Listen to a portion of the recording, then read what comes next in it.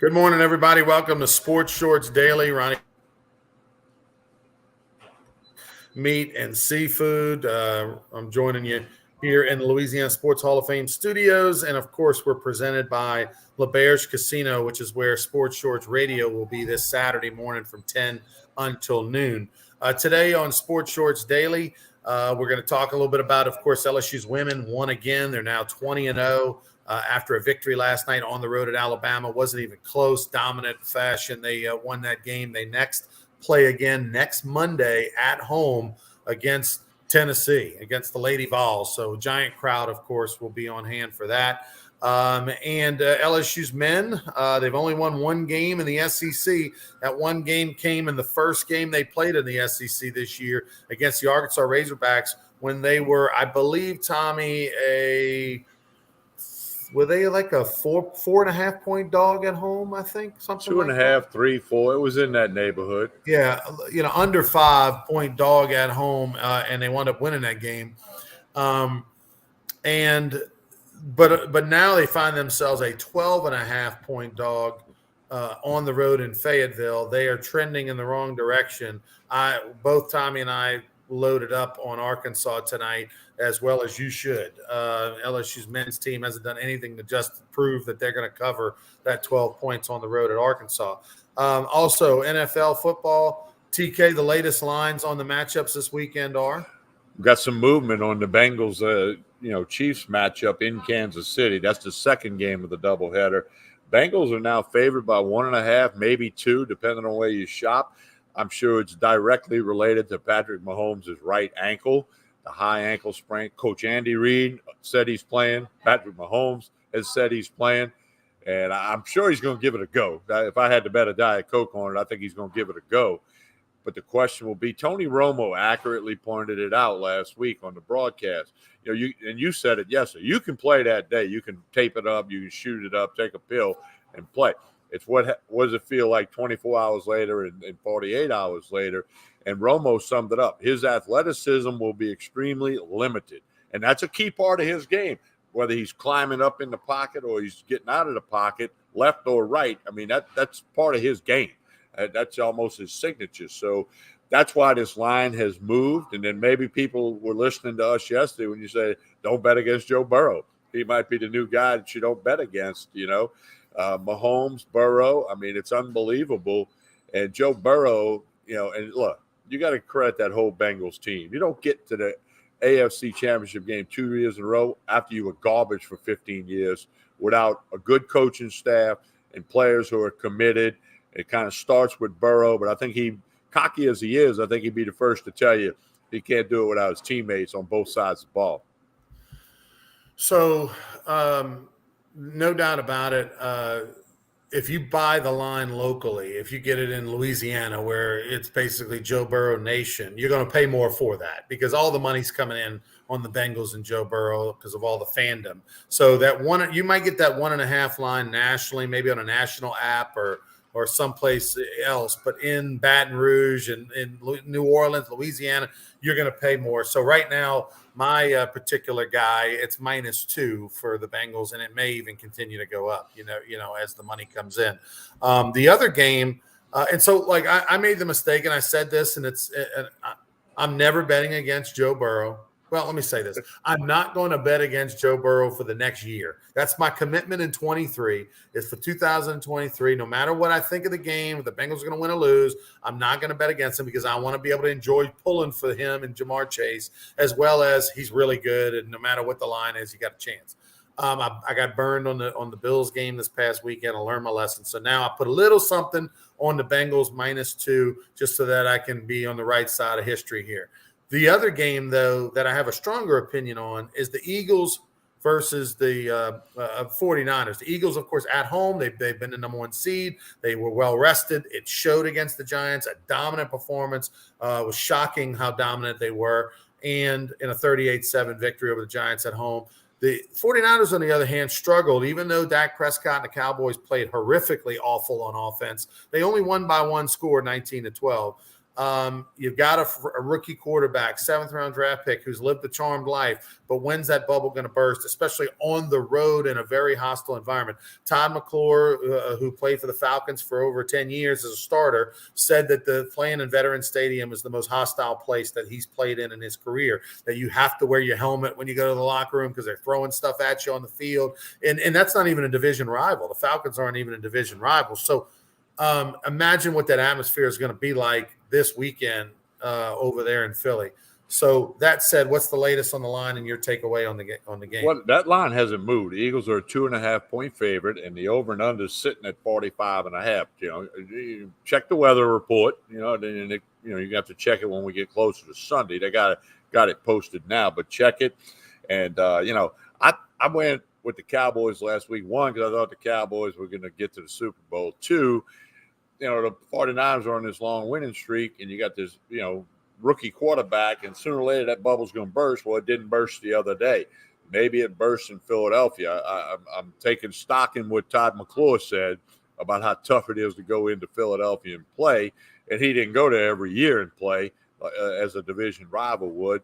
And, the 49ers, I mean, I don't know if it's time for the bubble to burst. My early call is I kind of like the Eagles. And I said that as soon as I saw the line, like, okay, that's good. 2.5, field goal in overtime or field goal at the buzzer, you win it.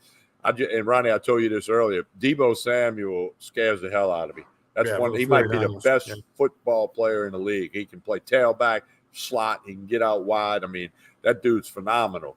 And he can make something happen. He can change the momentum of a game. He's that good and so talented, big, strong. He run over you or run past you. So, I guess that's why these 4 teams are playing. There's some pretty good storylines with all of them. Yeah, I'm a big fan of Deebo Samuel, largely because of his stature too. Like, he's so yoked and big. He looks like almost like a fullback out there, being able to play all those different positions.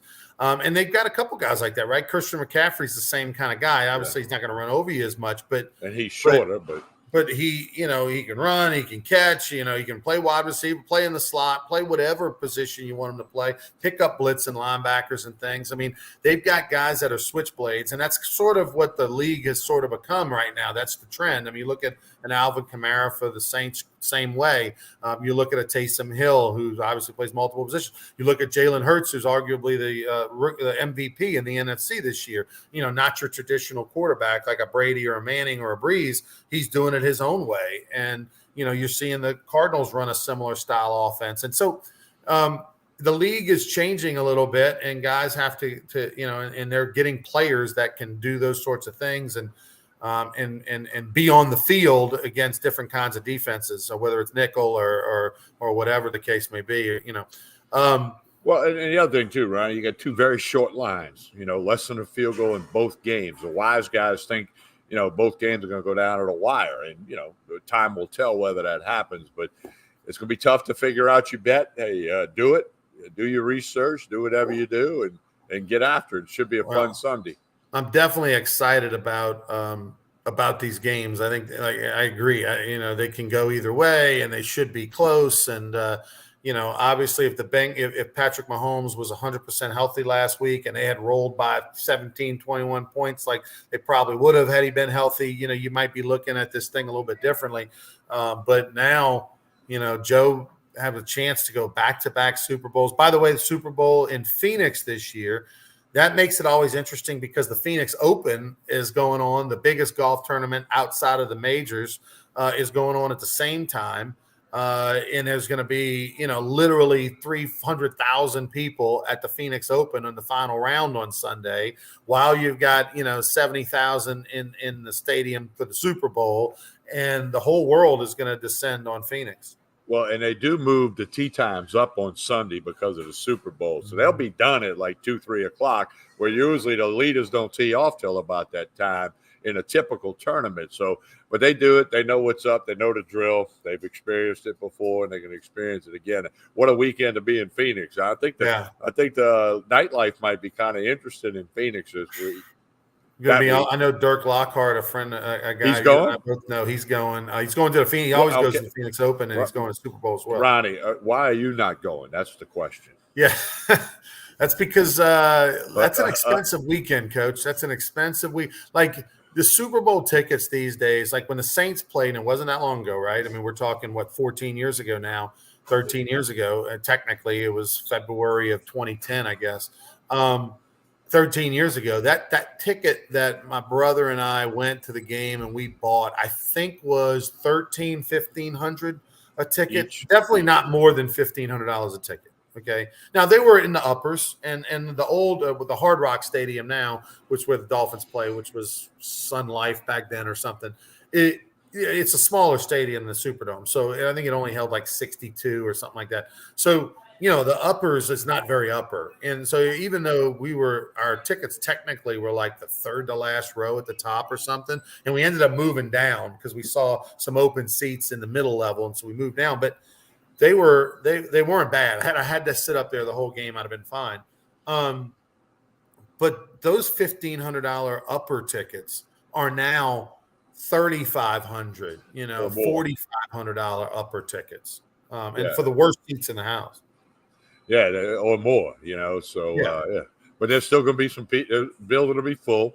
It's still going to Oh, be there because see, that's what it's really a corporate game, but then the fans of the two teams will be in them upper seats because right, that's what they're going to get. They're not getting row 12 on the 48-yard line.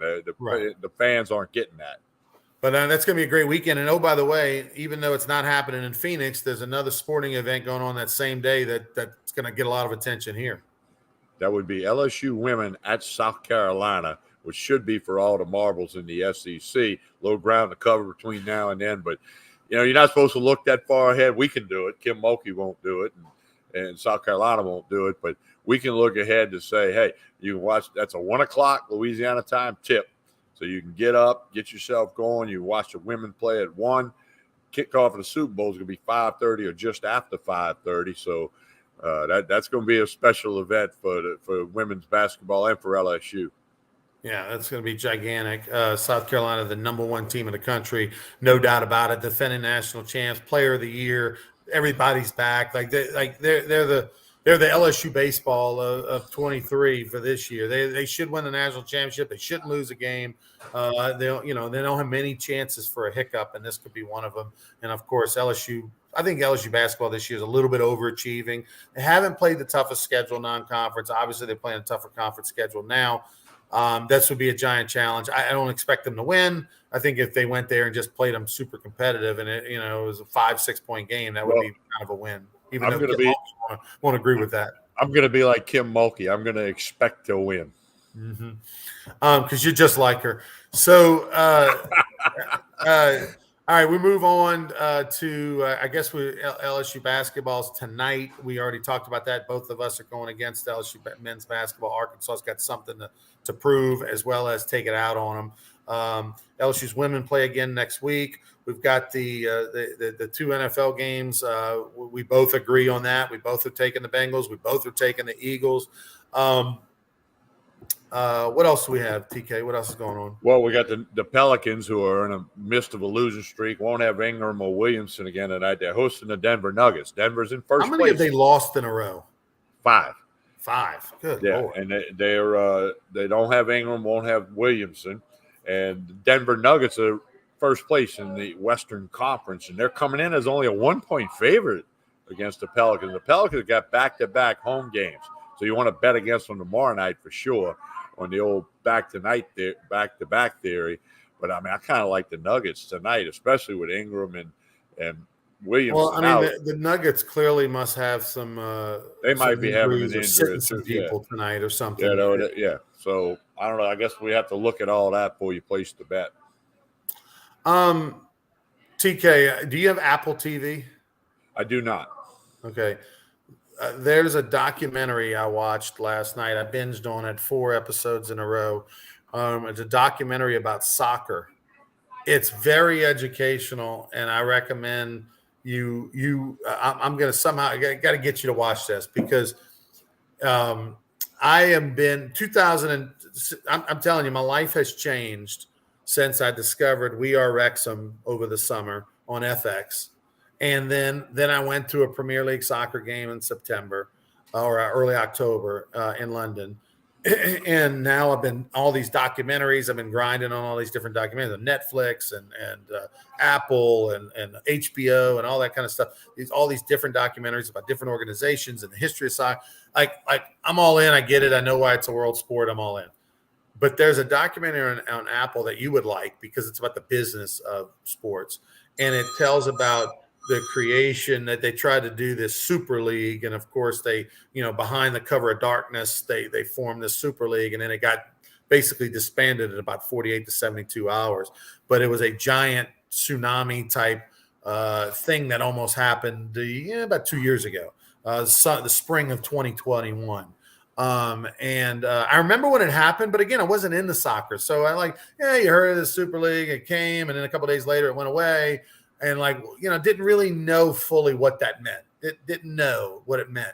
But there's a documentary I'm going to send you. I'm get you the name of. I can't remember the name of it. And it was awesome. I mean, it sucked me in. It was 4 hours of my life that I was glad I gave up for this documentary. And it educated me more on what soccer is all about to understand the impact of it. Did you know, Tom? Do you know what the Champions League is? No. Okay. And look, to be honest with you, gun to the head, I couldn't have really told you what the Champions League was correctly probably a year ago. But now I know the Champions League, Tommy, is this. There are the UEFA is the organization over European soccer. There's 55 countries that play that have their own individual leagues. So I mean, Slovakia has a professional soccer league. Well, the women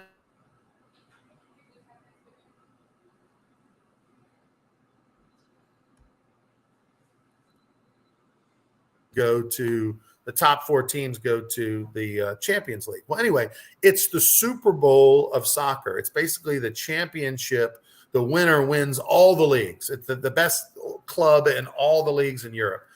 It's 3 to 4 times bigger than the Super Bowl as far as viewership, money, revenue. I mean, as big as the Super Bowl is, and we think it's the biggest sporting event on the planet, the World Cup and the Champions League happens every year. The World Cup happens every 4 years, or exponentially bigger. It's bigger than the NBA, the MLB, and NFL all combined. And we can't fathom that over here, but over there it is the case. And so anyway, it's very interesting. There's some people out there that are soccer fans that are probably like, really, you didn't know that? No, didn't care, never knew it. Tommy didn't know it, but it's super, super interesting to just realize that in the United States, we're in this bubble and we think what we do, our big 3 sports, are the biggest thing on the planet and everything else pales into comparison. And the reality is that we pale into comparison to soccer on a couple levels. I'll say you're piquing my interest a little bit. I'm not ready to watch it tonight, but you're piquing my interest. I know it's a slow sell to you. I get that. Yeah, it is. Well, because I remember my son was like 8 or 9 years old and he was playing soccer. I go to the game. It was the longest 1 hour, 11 minutes, and 24 seconds of my life. But, fortunately, he told me, he said, the next year, Dad, I don't want to play soccer. I did a cartwheel. Okay. So anyway, no, you're piquing my interest. I'll admit that. So, keep working on me. Well, there's going to be a lot of rain later this week. Maybe you should take that in. All right, TK, tell us about Tremonti's before we get out. They got king cakes here from Maurice's Fine Pastries down in New Orleans. These king cakes are through the roof good. You got all the Chairman's Reserve meats. You got the chicken, the pork, the seafood, crawfish coming soon, all the whiskey, all the wine. Tremonti's Meat and Seafood Market. Go to the website, tremontis.com, or hit them up on Facebook and Instagram. They're always posting. Today, the lunch specials, crawfish fettuccine. They're always posting the lunch specials and other things going on. And again, they're getting lots of calls about the crawfish. So that's coming soon. We've had several guys walk in here this morning, drop off the deer that they shot over the weekend because they can do the deer processing and any kind of game processing here at Tremonti's Meat and Seafood. We want you to check that out. 12451 Jefferson Highway, right down the block from Parkview Baptist Church and School. And, of course, we'll be back tomorrow with another edition of Sports Shorts Daily. And don't forget Saturday morning from the Barstool Sports Board. Want to get a nice crowd out there. Come see how we bake the cake. Come check us out Saturday morning, 10 a.m. to 12 noon. You can listen on 104.5 ESPN Baton Rouge, but I'm trying to drum up a crowd. A couple of my cronies that I hang out with in the watering hole said they're going to show up and just check it out. So they hadn't seen the Barstool Sportsbook yet. I said, well, don't come see me. Go see the Barstool Sportsbook. That's a lot better than me. By the way, shout out to Matt Hines, who didn't know he was a closet soccer fan, who just texted me that the documentary is called Super League, The War for Football. So that's a good name. Teased you right there. Super League, The War for Football. Well, I It's on appreciate Apple. Matt sending that in. We played golf with Matt one time, didn't we? Yeah, fast. He's one of my favorite people to play golf with because he takes sometimes no warm up swings. You can play a whole round in about 240 with Same Matt. with me. If Matt and I played, we'd be done in about an hour and 50. No, it's great. Now there's a lot of talking that goes in during the whole thing, but he's fast. Ronnie, I've had the knees replaced. Got cleared yesterday to resume the walking for exercise and resume hitting golf balls. So Nice. You better touch up your swing because I'll be at Greystone before long. All right, so waiting for you on the tee box. I can see us in March playing. Yeah. We're gonna do the Greystone thing one day. Invite some other guys, and TK gonna put the new knees to test. All right. Well, we'll see you tomorrow morning for more Sports Shorts Daily. Until then, everybody like and share this video and have a good one. Thanks for watching.